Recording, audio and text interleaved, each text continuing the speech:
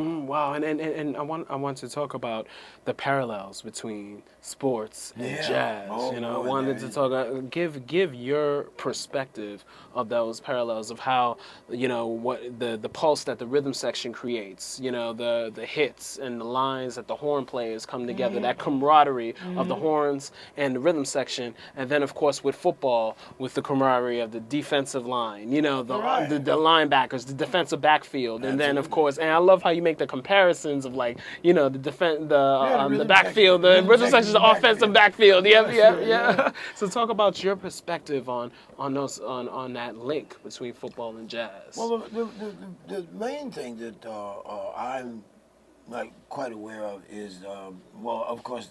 So not the money thing. That's one thing. Huge Yeah. difference, Yeah, unfortunately. but that's really there's nothing to do about that because the professional sports they play for stadiums. Yeah, They that is play true. for thousands of people. Right. We're lucky if we can get a couple of hundred. Yeah, The only time right. we get a chance to play for a large audience Is in Europe. Is in well, Europe. well, like the jazz festivals. Right, or the Hollywood Bowl, which has like Yeah. Well, 18,000, which isn't yeah. like compared to a Right, stadium, right, and we don't do it More that of an often. arena. They do Right. that every week.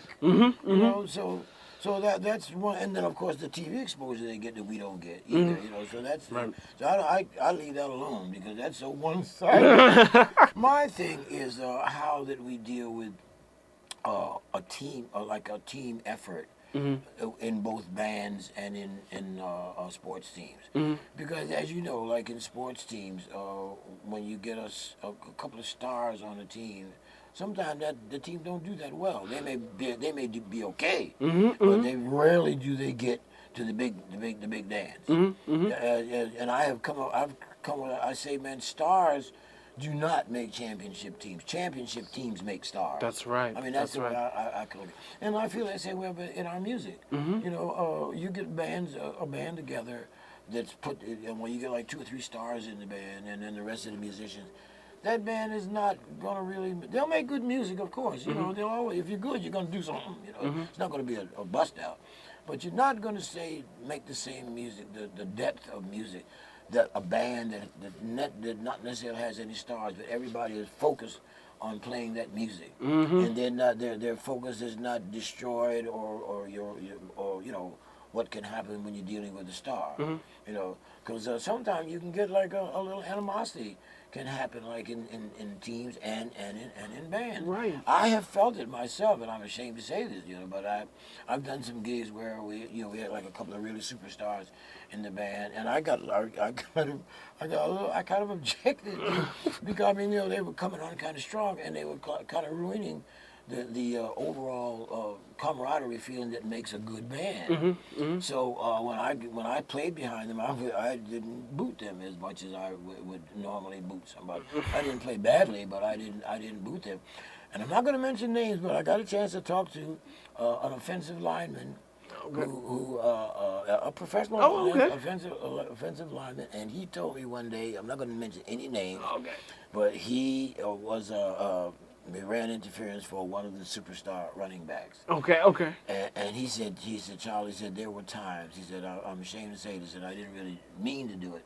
He said, but there were times when I would, just before that ball was snapped, I would think Miss a about block. he said, I would think about how much this man is making, and I'm getting all these bruises and beat up and everything, No. so that he can look good. He said, and for just that moment, he said, that ruined my concentration, and I missed my block, and the man got nailed. And he said he felt bad about it because he's a professional.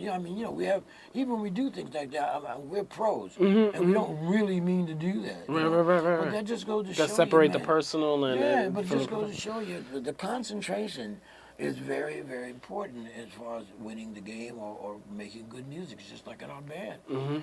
We have to really concentrate. Right. If we all concentrate, man, all toward the same goal. Yes. And it's the same way with the team. If you really concentrate on that goal and don't let the superstar thing spoil your concentration, you'll do very well. And that's a great point, and I like that in our band we rehearse every Thursday, you know, and that's the thing to continue. Even though if there's a stretch that we don't have gigs, you know, we still rehearse and be able to really get into the spirit of the music, Absolutely. and that's I appreciate that so much, and I make sure that's why I always want to make sure I get there on Thursdays and enjoy. Maybe you come late, but you got. I remember, like you said though, if I come in late, come in kicking, right?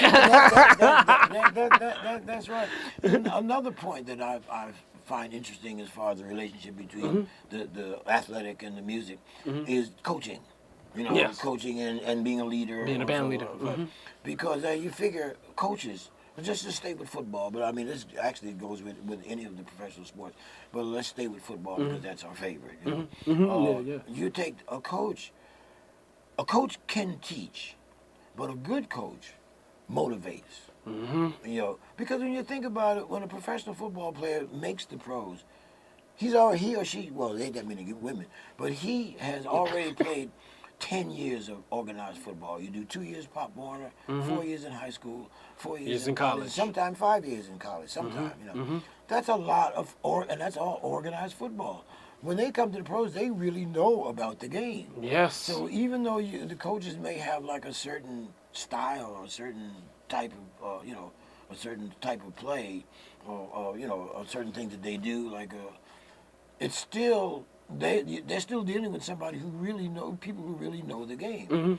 So now you're going to get these young guys coming in that are rich as well. You know, so a good coach has got to deal with all that, man, and still motivate, you know, and still teach where because what coaches do basically is teaching their system. Right. You know, that's basically a system, you know, and sometimes I can see that can get kind of involved.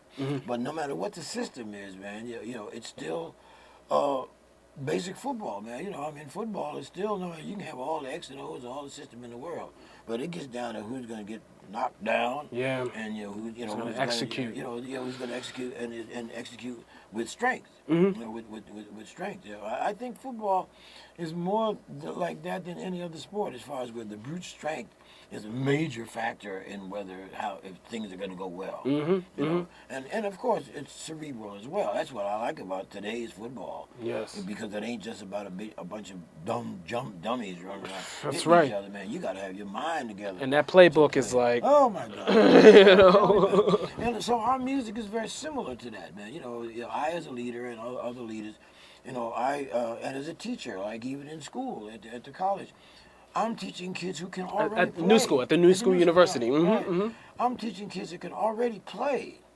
So my thing is okay, you know, I'm gonna focus on some of their weak points because we all have them, you know. So that's where my teaching thing comes in. But basically, I'm a coach. I try to motivate. The kids, you know, just the way a good coach in professional sports tries to motivate their team. Right. And I kind of think that might be one of the reasons why some coaches don't do well. I guess, I don't know, you know, because they may not motivate properly.